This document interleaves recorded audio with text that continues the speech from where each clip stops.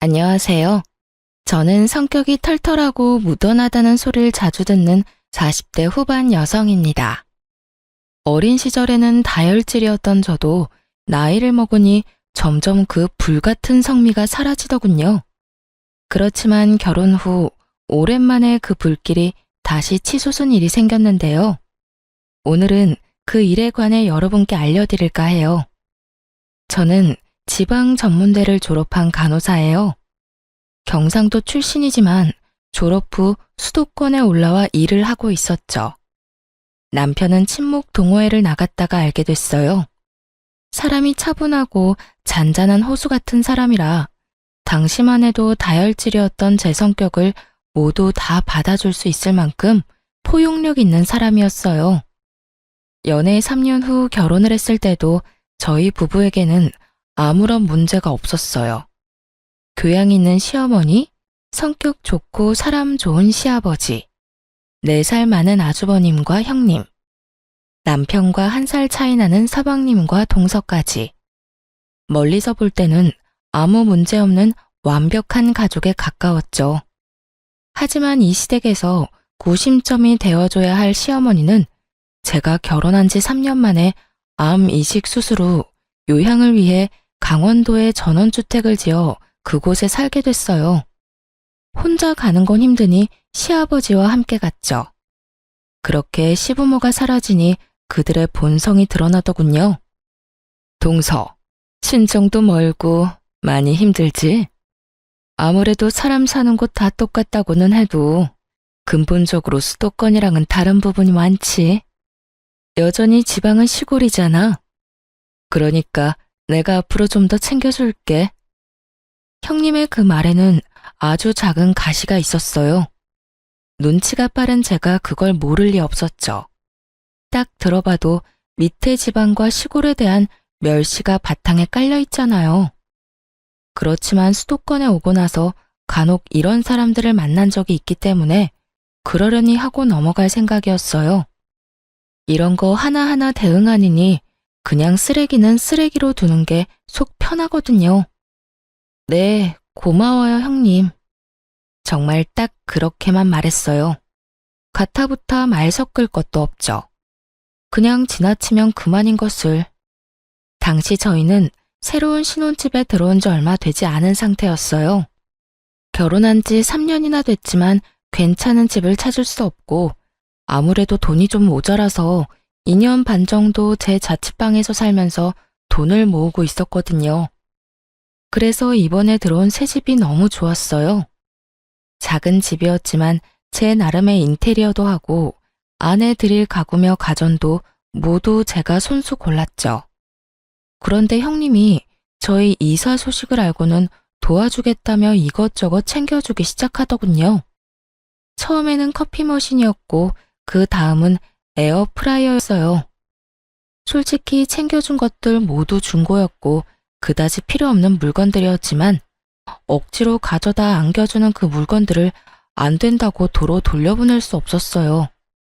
솔직히 그 사람 평소 행실이야 어떻든 챙겨주고자 한 건 아주버님 생각이었을 수도 있으니까요. 게다가 성의를 무시하는 것도 좀 그랬어요.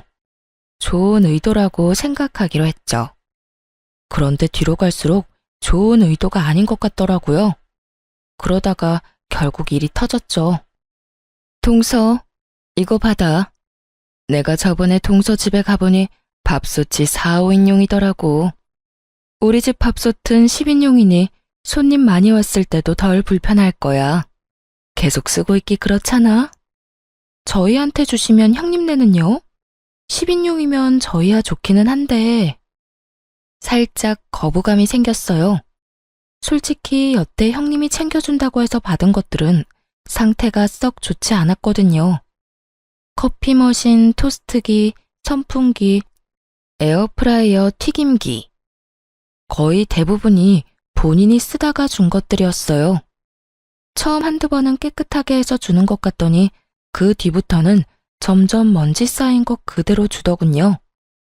게다가 거절할 틈도 없이 무조건 가져와서 안겨주니 받지 않을 수도 없었고요. 여하튼 또 그런 일이 생길까봐 저도 마음 졸였죠. 얼마 전에 친정에서 밥솥을 하나 해왔어. 기존에 쓰던 것도 몇 개월 안 됐으니 동서한테 줄게. 어차피 이것저것 많이 아끼고 있지? 아, 고마워요, 형님. 그렇지 않아도 곧 태어날 아이를 위해서라도 밥솥은 큰 걸로 살까 고민했어요. 챙겨주시면 잘 쓸게요. 솔직히 몇 개월 전에 샀다는 이야기에 이번에는 좀 다르겠구나 하고 생각했어요. 사실 저희 집에 있던 밥솥은 제가 자취하면서 쓰던 것이거든요. 집 사는데 돈을 다 끌어모았던 터라 돈이 많이 모자라서 자취할 때 썼던 것들 중에 쓸만한 건 여전히 쓰고 있는 형편이었어요. 혼자 살 때야 작은 것도 괜찮았지만 결혼을 하고 나니 입도 늘고 간혹 손님이 오면 밥하기 애매하더라고요. 그래서 저는 너무 고마워했죠. 그래, 없는 형편에 이것저것 가릴 틈이 어딨겠어? 우선 아끼고 봐야 살림의 보탬이 되지 않겠어?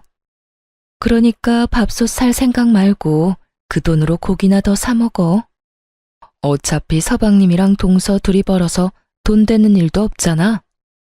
뭐 지방에서야 둘이 번 정도면 잘 먹고 잘 살 수 있었을 텐데 여기는 좀 다르지. 그 정도 월급 누구 코에 붙여? 그러니까 아끼고 살아. 내가 이렇게 도와주잖아. 피식 웃으며 꺼내는 형님의 말에 묘하게 기분이 더러웠어요. 하지만 이번만은 버리지도 못하고 저희 집 구석에 쌓인 형님이 준 물건과는 다를 거라는 생각이 들었죠. 그렇게 고마움의 인사를 전하고 집에 돌아왔어요. 그날은 바빠서 열어보지도 못하고 잤어요. 다음 날이 남편 강원도 가는 날이었거든요. 저는 당직이 있어서 가지 못하고 남편 집만 싸줬어요. 하룻밤 자고 온다고 했거든요. 당직을 서고 집에 오니 남편은 이미 강원도로 떠났더군요. 그리고 저는 전날 받아온 밥솥을 꺼냈어요. 밥솥은 대형 브랜드 물건으로 작년 모델이 맞긴 했어요. 그런데 밥솥을 확인하다가 열이 확 오르는 걸 느꼈어요. 뚜껑 닫히는 부분에 있는 이음새 중 한쪽이 깨져서 잘 닫히지 않는 걸 발견했거든요. 물론 그뿐이면 차라리 다행이었어요. 제품 뒤쪽에 있는 물바지에는 얼마나 오랫동안 안 씻었는지 곰팡이가 가득 펴 있었고요. 무엇보다 안쪽 뚜껑을 열어보니 증기 빠져나가는 곳에 덕지덕지 묻어있는 변색된 오염물들이 보다가 진짜 토할 뻔했어요. 저는 여태 형님이 준 물건들을 떠올렸어요. 이건 아니다 싶었죠. 솔직히 여태 받아온 것들 모두 하자가 있었거든요. 결국 안 되겠다 싶어 형님에게 전화를 했어요. 형님, 전화통화 괜찮으세요? 밥솥 써봤어? 잘 되지? 조금 문제가 있는 곳이 있지만 그래도 동서 상황이면 그것도 감지덕지지. 안 그래? 다 알고 보낸 거더라고요. 실수였거나 모른다고 했으면 다음부터는 이런 거 안 줘도 된다고 이야기만 하고 끊을 생각이었거든요. 설마 문제 있는 거 알고 보내신 거예요? 형님, 제가 여태까지 아무 말 안 했는데 정말 너무하시네요. 여태껏 챙겨주신다면서 저한테 말도 없이 가져와서 주신 것들 다 문제 있는 제품들이었어요. 깨끗하지도 않았고요. 제가 달라고 하지도 않았는데 그딴 쓰레기 건네주고 선심 쓰듯 착한 척 하시는 거 솔직히 기분 더럽거든요. 이번에도 마찬가지예요. 동생 내외에게 선심을 쓰고 싶거든 물건 상태가 어떤지 확인은 하고 보내셔야죠. 뭐? 동서, 지금 그게 나한테 할 말이야? 내가 동서 생각해서 준 거잖아. 그리고 막말로 싫다고 했으면 내가 안 줬겠어? 공짜 좋아해서 다 받아간 건 동서지. 제가 공짜를 좋아해서 받아갔다고요? 상대방 성의를 무시할 수 없어서 받아간 거라고요. 지금 그 물건들 한 번도 안 쓰고 구석에 처박혀 있고요. 그리고 다짜고짜 가져와서 안겨주면 거절하지 말라는 소리랑 뭐가 달라요? 그것도 어른들 가족들 있는 데서 그러시는데. 아니, 동서는 차례 줘도 난리야? 얻어 쓰는 주제에 그럼 새 것처럼 반짝거릴 거라고 생각했어? 웃기네. 동선의 집이 능력 안 돼서 그런 거 해올 형편 못 되는 거면 동서 본인을 탓해야지. 그래서 누가 그렇게 없는 사람처럼 하고 있으래? 없어 보이니까 내가 안 쓰던 거 다 챙겨준 거잖아. 솔직히 말씀하세요. 그거 폐기물 버리는데 돈 아까워서 우리 집에다 버린 거 아니에요? 선심 쓰는 척 할 수도 있고 돈도 아끼고 딱 봐도 폐기물인데. 말 다 했어? 동서 그렇게 안 봤는데 사람 참 아나무인이네. 당돌하게 윗사람한테 전화해서 이러는 것도 웃기고. 내가 동서 친구야? 화났는 일 있으면 막 화내도 되는 그런 친구냐고. 그런 일이 있더라도 좋게 말하면 되지 왜 전화 와서 사람 기분 상하게 난리야? 시골에서 올라와서 아무것도 모르는 것 같아 챙겨주려고 했더니 호강에 겨워서는. 필요 없으면 다 버려. 누가 뭐래? 네, 알겠어요. 그럼 제가 알아서 다 버릴게요. 그러고 전화를 탁 끊어버렸어요. 주변을 둘러보니 쌀을 담았던 아대자루가 보이더군요. 시골에 농사 짓는 친척분이 보내주신 쌀 포대였는데 여기까지 오느라 여기저기 찢어지고 더러워졌지만 물건 넣는 데는 별 문제 없어 보였어요. 저는 그 포대자루에 형님이 줬던 물건을 싹 다 넣었어요. 준 성의가 있어서 무시하지는 못했지만 쓰기에는 더러워 한 번도 써본 적은 없던 쓰레기들을요. 그리고 포대자루를 질질 끌고 차에 실었어요. 버려달라니 그 말 그대로 해줄 생각이었어요. 하지만 제 집은 아니었죠. 저는 형님 집으로 차 타고 열심히 달렸어요. 그리고 꽤 오래전에 형님이 알려준 아파트 현관 비번을 눌렀죠. 바뀌지 않았던 건지 열리더군요. 그리고 엘리베이터를 타고 올라가 형님 집 문 앞에 그 포대자루를 놔두고 나왔어요. 제 것도 아니고 사용한 적도 없는데 왜 제가 제 돈 주고 버려야 하나요? 버려달라는 사람이 버려야죠. 그렇게 집에 와서 개운한 마음으로 쉬는데 아주버님에게서 전화가 왔어요. 네, 아주버님. 어쩐 일이세요? 그 일랑 강원도 가신다고 들었는데요. 아니, 재수씨. 한 가지만 물어보려고 전화했어요. 혹시 우리 와이프가 재수씨한테 준 물건들 상태 확인된 거 사진 있습니까? 아, 그거요? 그럼요, 있죠. 전부 다 사진은 찍어놨어요. 혹시라도 나중에 버렸을 때 왜 버렸냐고 화내시면 들려드릴 말은 있어야 하잖아요. 그렇게 이야기하는데 아주버님 목소리 뒤로 엄청 시끄러운 소리가 들리더군요. 형님의 목소리였어요. 혹시 형님이랑 같이 계세요? 아니요, 그게 아니라 강원도인데 우리 와이프가 동생한테 전화해서 화내는 바람에. 어떤 상황인지 대충 감이 왔어요. 제가 반품한 쓰레기를 확인하고 형님이 저희 남편에게 전화해서 생난리를 치고 있더군요. 게다가 그 목소리는 남편의 스피커폰을 통해 시부, 시모, 아주버님이 계신 그 자리에 모조리 다 흘러들어갔고요. 남편이 말할 틈도 주지 않고 오디오를 꽉꽉 채우는 형님을 보며 자기 무덤 열심히 파고 있구나 하는 생각이 들었어요. 속으로 진짜 고소했거든요. 교양 있는 척, 착한 척, 사람 지방 출신이라고 돌려가는 형님이 곧 망가질 생각을 하니까요. 역시나 그때 제가 보낸 사진을 본 것인지 시모 목소리가 들렸어요. 아니, 밥솥 상태가 이게 뭐냐? 아, 그게 말이에요. 저희가 사용하던 걸 급하게 주느라. 애미야, 너희가 동생 챙겨주는 거 뭐라 하는 거 아니다. 다만 챙겨줄 거면 욕 얻어먹을 짓은 하지 말아야지. 누가 보면 쓰레기를 갖다 준 거라고 생각하지 않겠니? 아무리 선의로 한 일이라도 이런 물건을 가져다 주면 아무도 감사하지 않을 거다. 도대체 첫째는 무슨 생각으로 이걸 둘째한테 갖다 준 거냐? 시모의 말에 아주버님도 당황한 것 같더군요. 시모는 본래 조용하고 차분한 성격인데 첫째 형님의 행동에 경악하신 듯 했어요. 적어도 시모의 상식선에서는 일어날 수 없는 일인 듯 보였죠. 저는 시모의 말 덕분에 마음이 좀 놓였어요. 저와 비슷하게 생각하는 사람이 있었으니까요. 결국 시모의 비난의 말을 견디지 못한 아주버님이 남편의 전화기를 가로채 빽 소리를 질렀어요. 이 옆에네가 뭘 잘났다고 소리를 질러?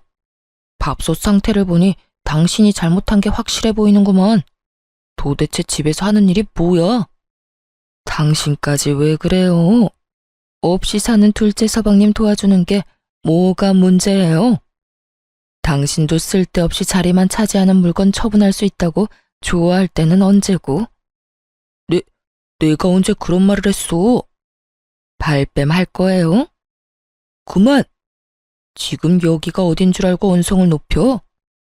지금 어머니 아버지 이 전화 다 듣고 계시거든? 말 좀 예쁘게 해. 지금 하고 있는 이야기가 모두 시부모 귀에 들어갔다는 걸 알자마자 형님은 급격하게 아무런 말도 하지 않았어요. 아니, 아예 입을 다물었죠. 성질 좀 죽여. 내가 봐도 밥솥은 너무했어. 다른 것들도 많이 낡았고. 당신이 좋은 일 한다기에 내가 말리지 않았지만 신경 안 썼다고 이런 식으로 하면 안 되지. 앞으로 절대 이런 일 없도록 해. 그러고 남편 전화가 끊긴 모양이었어요. 그리고 아주버님이 저한테 말하더군요. 재수씨, 내가 신경 못 써서 미안해. 우리 와이프도 나쁜 뜻으로 그런 거 아닌 거 알지? 내가 따끔하게 혼내놨으니 다음부터는 안 그럴 거야. 아주버님이 제게 사과하며 전화가 끊어졌어요. 나중에 집에 돌아온 남편에게 물으니 제가 들은 것보다 더 대단했다고 하더군요. 전화하자마자 서방님 어쩌면 이럴 수 있냐? 동서가 해도 너무하지 않냐? 그렇다고 쓰레기를 우리 집 앞에 버리면 어쩌냐 해서 스피커폰으로 돌린 거래요. 흥, 쓰레기를 우리한테 버린 건 생각도 안 하고 지금 당신한테 화낸 거야? 형님도 진짜 너무하시네. 나랑 싸웠으면 나랑 끝을 내야지. 왜 당신한테 전화를 해? 내가 쉬워 보였겠지. 형님이랑 같이 강원도 가는 거 깜빡하신 모양이더라. 알고 있었으면 나한테 그런 소리 했을까 싶어. 미안해. 괜히 당신 기분 나쁜 소리 듣게 만들었네. 당신이 사과할 게 뭐가 있어. 이게 다 우리가 너무 좋게만 생각해서 그런 거지. 앞으로는 그런 거 준다고 해도 받지 말자. 우리가 달라고 한 것도 아니고. 그런 걸 주고도 상대방이 감사해야 할 거라는 생각은 도대체 어떤 머리에서 나오는 건지 모르겠네. 남편도 저도 공감하는 말이었어요. 그렇게 그 뒤로 저희 가족과 형님네 가족은 그런 일로 싸울 일은 없게 됐죠. 쓰레기는 자기들이 돈 내고 버려야죠. 왜 남의 집에 쓰레기를 버리나요? 여하튼 그 뒤로 형님과 얼굴 마주칠 때마다 서로 정색하는 어색한 사이가 됐어요. 솔직히 저야 속 편했죠. 매번 지방 시골 이야기하면서 사람 까는 말 듣고 있는 것도 하루 이틀 일이지 이젠 그 말 안 들어져 좋더라고요. 그렇게 형님과는 서로 간섭하지 않기로 은연중에 정리가 됐는데 동서는 또 다르더군요. 동서는 수도권에 있는 좋은 대학을 나와서 대기업에 취직한 재원이었어요. 본인의 학교나 직업에 대한 자부심도 대단했고 무엇보다 저와 동갑이라서 결혼 직후에는 저의 그런 정보를 얻으려고 엄청 애썼어요. 둘째 형님은 대학교 어디 나오셨어요? 저희 친정에서 학교 다녔어요. 어차피 전문직이라 기본만 배우고 실습이나 경력을 어디서 쌓느냐에 따라 또 다르거든요. 병원도 요새는 세분화돼서 잘 나뉘어져 있어서. 그렇게 생각하시면 안 되죠. 그래도 학벌과 지연이 얼마나 중요하고 많은 부분을 차지하는데. 그렇지 않아도 저희 회사 지잡대 나온 직원 한 명 있거든요. 우리가 하는 대화에 끼지도 못하고 무슨 말인지 알아듣지도 못해요. 게다가 묘하게 눈치도 없어서 상황 파악도 못하거든요. 뭐 지잡대 나왔다고 다 그런 건 아니겠지만 대부분은 그런 사람들이니까요. 동서의 말을 듣는 내내 표정 관리하기 어려웠어요. 솔직히 지방에서 대학 나온들 뭐 그런 사람들은 외계에서 왔나요? 지금 당장 지나다니는 사람 중에 지방대 출신인 사람 골라보라고 해도 못 고를 게 분명해 보이는 동서의 쓸데없는 아는 척에 저는 동조해주기도 싫어서 대답도 안 했죠. 그런데 갑자기 그러더라고요. 그러고 보니 형님도 경상도 출신이었죠. 그 사람도 그렇던데. 혹시라도 같은 동네 주민이었으면 죄송해요. 제가 요즘 그 사람 때문에 너무 힘들어서 말이 그냥 막 나와버렸네요. 정말로 신경을 살살 긁는 재주가 있더라고요. 그래서 저도 말해줬죠. 경상도가 워낙 커서 아마 제 지인은 아닐 거예요. 그리고 그런 부분에서는 걱정하지 말아요. 지방 사는 사람들도 그런 말들 하거든요. 무슨 말을 해요? 그 수도권 사는 사람들요. 눈 뜨고 있어도 코 베어가는 사람 수두룩하니 믿지 말라고요. 그리고 서울 깍쟁이라는 말이 왜 있겠어요? 여기 사람들 그만큼 까다롭고 인색하다고 생각하고 있거든요. 솔직히 별것도 아닌 걸로 등급 나눠서 사람 차별하는 것도 어떤 한 사람 때문에 잘 알고 있기도 하고 틀린 말도 아닌 것 같고요. 아, 미안해요. 서로 까는 거 피차 일반이니까 깔끔하게 동서도 저도 서로 미안해하지 않기로 해요. 그럼 됐죠? 제 말에 동서가 똥 씹은 표정으로 저를 보더군요. 제가 말한 그런 사람이 본인을 지칭하는 거라는 걸 알았나 봐요. 말로 하지는 않았는데 그렇게 눌러줬으면 더 이상 그런 주제로 이야기 안 할 법도 한데 동서는 끊임없이 저를 그런 대화에 끌어들이려고 하더라고요. 같은 나이라는 게 믿기지 않을 만큼 유치해서 결국 그 뒤로는 아예 상대를 안 했어요. 같은 인간 취급받기 정말 죽기보다 싫었거든요. 그런데 이게 끝이 아니었어요. 동서는 이를 갈고 있더라고요. 하루는 명절에 가족들이 다 모인 자리가 있었어요. 저와 동서는 같은 나이인데다가 아들 나이도 똑같거든요.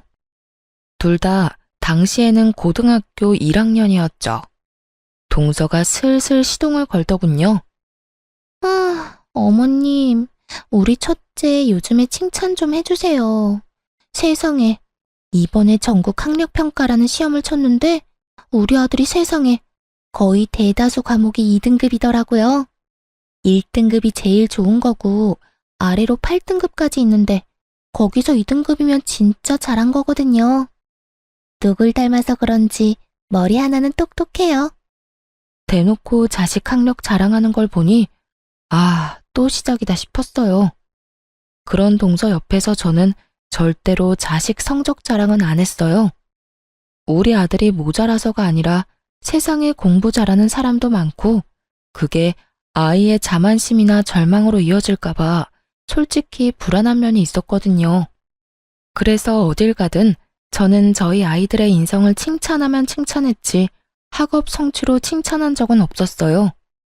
사람들이 없을 때 잘했다고 과하게 칭찬해주는 건 있었지만요. 형님이 듣고 있다가 부러워하면서 대답하더라고요. 어머, 막내 동서 진짜 좋겠다. 우리 아들은 공부를 영 안 해서 망쳤잖아. 좋은 대학 졸업 못할 것 뻔하니까 그냥 대충 구색 맞추기로 대학 갔다가 졸업과 동시에 사업하는 제 아버지 밑에서 일 배우라고 하려고. 근데 걔는 어느 대학 가고 싶어서 그래?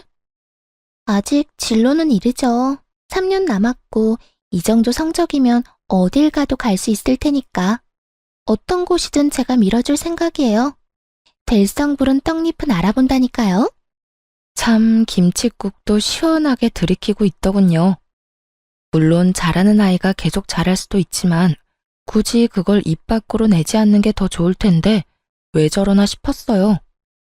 그런데 동서가 제 눈치를 살살 보더니 결국은 제 아들 이야기를 꺼냈어요. 그러고 보니 둘째 형님네 아들은 어때요? 전국 평가라서 둘째 형님네 아들도 시험 쳤잖아요. 시험 점수는 잘 나왔어요? 내가 듣기로는 사교육도 안 시킨다는데 그래가지고 되겠어요?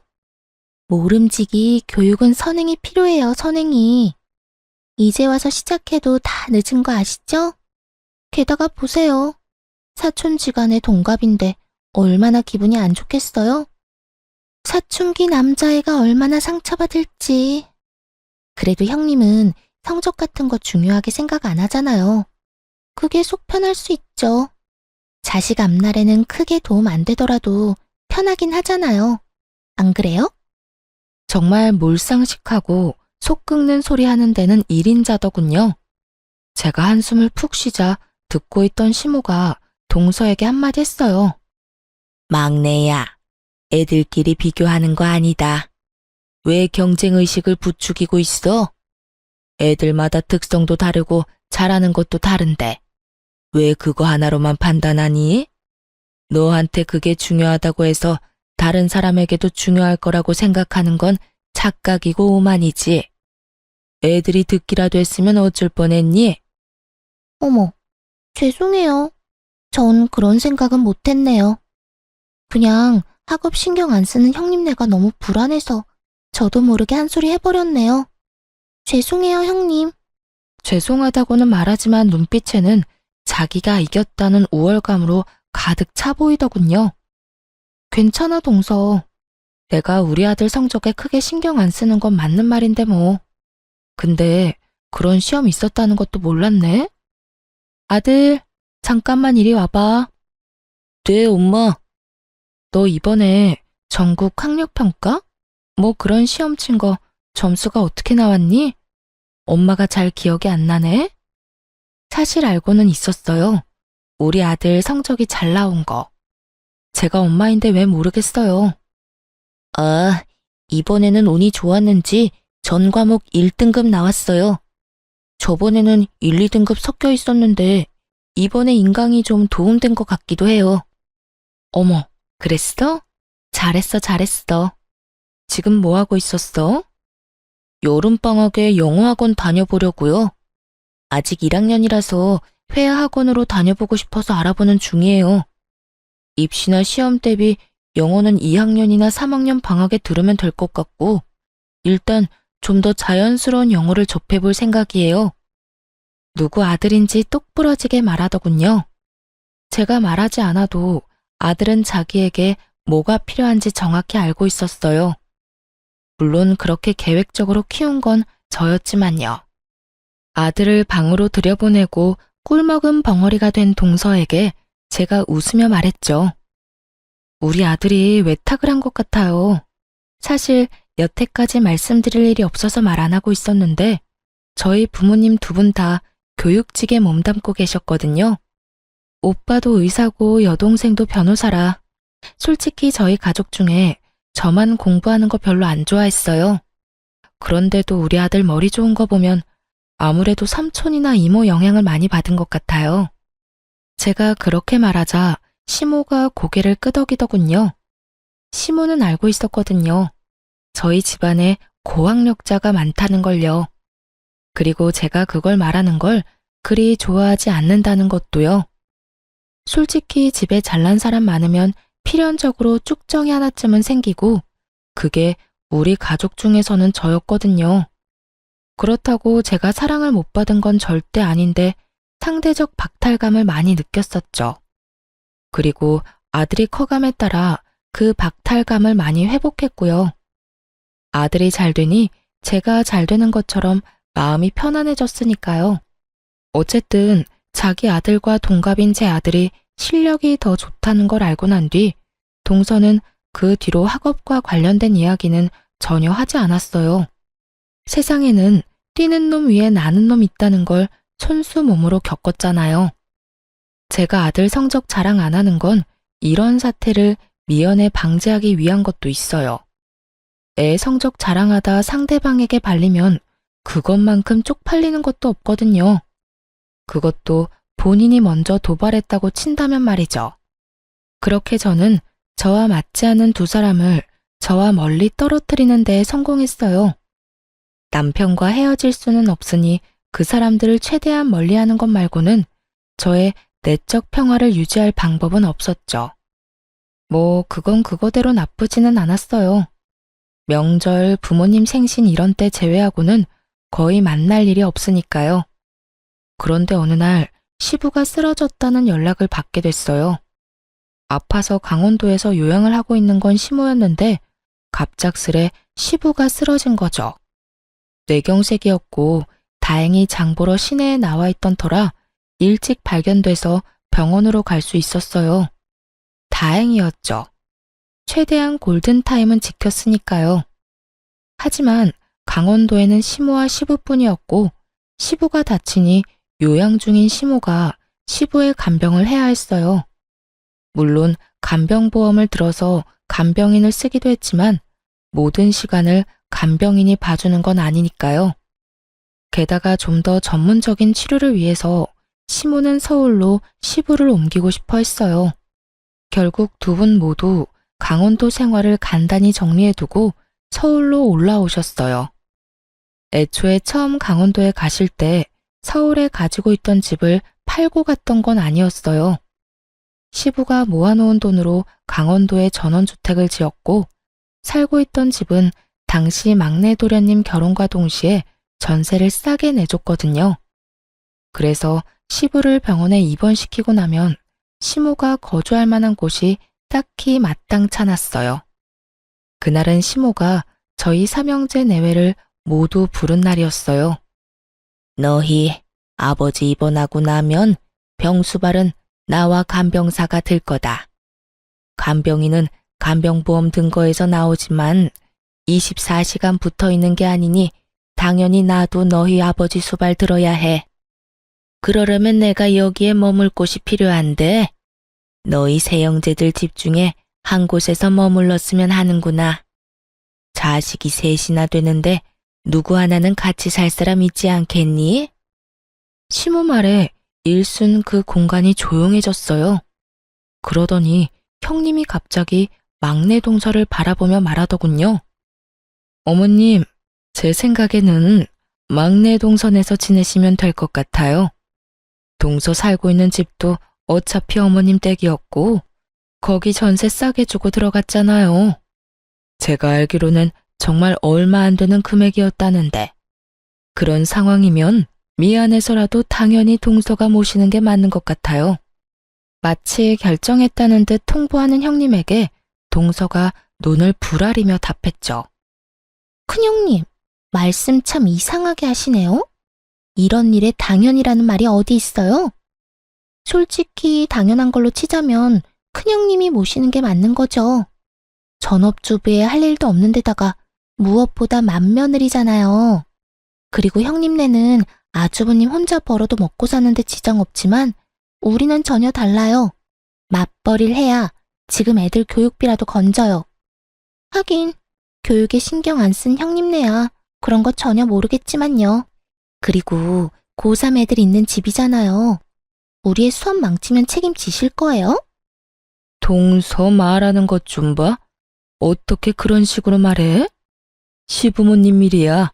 그리고 확실하게 두 분 혜택 받고 있는 건 동서고. 내가 전업주부라고 할 일 없는 것처럼 말하는데 그거 다 편견이야. 내가 남편 사업 때문에 얼마나 바쁜지 모르지? 나도 왔다 갔다 힘들어. 그런 사람한테 꼭 일을 더 시켜야겠어? 아니 형수님, 말씀 좀 너무하시네요. 우리가 무슨 혜택을 받아요? 우리도 돈 내고 그 집에서 사는 건데. 생각을 좀 하시고 말씀하세요. 야, 너 네 형수한테 그게 무슨 말버릇이야? 그리고 너희 전세 가격이 근방에서 제일 싼 건 알아? 네가 부모님 아니었으면 그런 집에서 살 수 있었겠어? 나 같으면 부끄러워서라도 내가 모시겠다고 하겠다. 결혼하면서 돈 한 푼 없어서 부모님 손 벌린 주제에. 형님, 말 다 했어요? 어느새 첫째 형님과 동서의 다툼은 첫째 아주버님과 서방님의 싸움으로 번졌고 두 사람이 멱살을 잡으며 누가 잘했니 못했니 옥신각신하고 있었어요. 결국 누구 하나 피볼 것 같으니 남편이 깜짝 놀라 두 사람을 말리고 들었죠. 형님, 막내야, 그만 좀 해. 어머님 보시는 앞에서 이게 무슨 주대야? 둘째, 네가 하면 되겠네. 재수씨 간호사라 수발도 잘 될 거고 집에 무슨 일 생기면 처치도 빨리 할 수 있을 거 아니야. 그냥 너희 집에서 모시면 되겠네. 맞아. 형네가 모시는 게 맞는 거네. 간호사 며느리 뒀다 어딨어? 이럴 때 쓰는 거지. 그렇게 싸우다 우리 쪽으로 불통을 투하하더군요. 솔직히 현실성 없는 이야기라서 가만히 있었는데 결국은 우리 쪽으로 몰더군요. 솔직히 정말 하기 싫었어요. 환자 치료에 감정 노동까지 하는 간호사 일이 만만치 않다는 걸 아무도 모르더군요. 저도 일하고 난 뒤에는 집에서 손가락 하나 까딱하지 않고 쉬고 싶은 사람이었죠. 그런데 그렇다고 아픈 어르신 둘 데리고 또 죽어도 못 해드린다 말하고 그러는 것도 좀 인간적으로 아니라고 생각했어요. 그렇지만 저희도 사정이 그리 좋지만은 않았죠. 집은 23평이고 건장한 아들이 둘이나 있는 집이었죠. 코딱지만한 방 3개를 아들 둘과 부부가 나눠 쓰고 있었거든요. 아무리 봐도 시모를 모실 자리가 없었어요. 저는 깊은 한숨과 동시에 남편에게 물었죠. 돈 많이 벌 자신 있어? 어머님 모시려면 좀 더 큰 집에 가야 해. 이 평수로는 거의 답도 안 나와.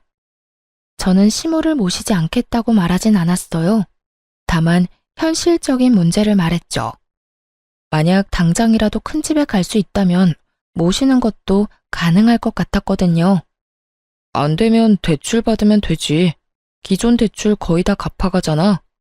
아니면 이 집도 가격 많이 올랐으니까 팔고 조금 더 외곽에 있는 큰 집을 대출 끼고 사도 되고. 그리고 나 많이 도와줄 거지? 나 혼자 모든 걸 감당하게 하지만 않으면 나도 2분 모시는 거 괜찮아. 당연하지. 내가 많이 도와줄게. 지금도 많이 도와주고 있잖아. 정말로 남편은 저를 잘 도와주는 사람이었고 약속까지 하니 마음이 좀 놓였어요. 그래서 제가 시모에게 말했죠. 그이가 많이 도와준대요, 어머님. 그럼 저희 집에 가세요. 당분간은 좀 좁아서 힘드시겠지만 조만간 좀 더 큰 평수 알아볼게요. 제가 그 말을 하자마자 형님과 동서, 아주버님과 서방님 얼굴에 환한 웃음꽃이 피더군요. 수발 안 들어서 기분 좋은 건지는 모르겠지만 너무 속보이는 모습에 눈살이 다 찌푸려지더라고요. 그런데 그 모습을 다 지켜본 시모가 제 손을 꼭 잡으며 말하더군요. 그래, 고맙다. 둘째 네가 참 힘든 선택을 했구나. 그런 의미에서 나도 그냥 너희 집에 얹혀 살며 수발만 받을 수는 없잖니. 그러니 내 강원도에 있는 전원주택 바로 정리하마. 그거 판 돈 둘째 너한테 줄 테니 지금보다 더 크고 교통도 편리한 집으로 이사 가자. 그 이야기에 저도 눈이 동그래지고 다른 사람들은 완전 사색이 됐어요. 시모가 살고 있던 전원주택 가격이 거의 10억이 넘어갔거든요. 고급 전원주택의 2층 집, 대지도 넓어서 가격이 못해도 10억쯤 나온다고 했거든요. 저는 슬쩍 형님과 동서의 얼굴을 살폈는데 순간 웃겨서 뿜을 뻔했어요. 두 사람 얼굴이 완전 똥 씹은 얼굴이 됐더라고요. 10억이나 되는 돈을 빌려주는 것도 아니고 준다고 하니 배가 아플 만도 하죠. 그러고는 갑자기 형님과 동서가 태클을 걸더군요. 어머님, 그런 게 어딨어요? 처음부터 그런 말씀하셨으면 저희가 모셨죠. 맞아요. 이건 불공평해요. 제가 맏며느리니까 제가 모실게요. 그게 당연하다고 생각해요. 당연은 무슨 당연이에요? 큰형님, 아까 저한테 뭐라고 하셨죠? 제가 부모님 혜택 받고 있으니까 제가 모셔야 한다면서요. 제가 모실게요. 그러니까 어머님, 저희 집으로 오세요. 정말 속안이 투명하게 비칠 만큼 날 것 그대로의 속보이는 반응이었어요. 서로 자기가 하겠다고 우기더니 갑자기 둘이서 또 저를 공격하더군요. 얌전한 고양이 부뚜막에 먼저 올라간다더니 이것 봐요. 얌전하게 생겨서 어머님 돈 때문에 수발든다고 한 거니까 거기에 속지 마세요. 네, 큰형님 말이 맞아요. 어머님이 이렇게 교양 있으신데 저런 지방대 출신에 교양 없는 지방 사람이랑 같이 있으면 어머님한테 도리어 안 좋아요. 둘째 형님, 돈 욕심 낼 생각 말고 어머님 저희한테 맡기세요. 아시겠어요? 참으로 당당하더군요. 뭐가 그렇게 당당한지 저는 눈꼽만큼도 모르겠던데 말이죠. 이 상황을 모두 지켜보고 있던 시모의 얼굴이 차갑게 착 가라앉더니 큰 형님과 동서에게 호통치셨죠. 너희가 그런 말할 자격이 어디 있어? 이미 너희 둘은 기회를 영영 잃었어. 내가 돈 이야기하기 전에 내 수발 든다고 한 사람은 둘째 혼자뿐이었어. 서로에게 미루기만 한 너희 둘이 무슨 자격으로 내 수발을 들겠다 말아야? 이미 내가 둘째를 골랐다고 하지 않았어? 어머님, 그렇지만 돈 10억이 애들 이름도 아니고 이런 식으로 한 아들한테 다 주시는 것도 형평성에 어긋나고요. 형평성? 100세 시대에 병들고 늙은 시부모 언제 죽을지도 모르는데 같이 모시고 살겠다고 한 사람한테 돈 10억 주는 게 뭐가 그렇게 형평성에 어긋나? 그리고 두 사람이 원하지 않았잖아. 싫다며 서로에게 떠넘긴 주제에 돈 10억이 그렇게 아쉬워? 그 돈 노동비야. 내가 주는 월세이기도 하고. 일찍 죽으면 또 모를까 오래 산다면 짐밖에 안 되는 늙은이 잘 봐달라는 뇌물이기도 하고. 그런 돈을 왜 날 돌보지도 않은 너희들한테 나눠야 해? 미리 경고하는데 이번 일 그냥 지나가지는 않는다.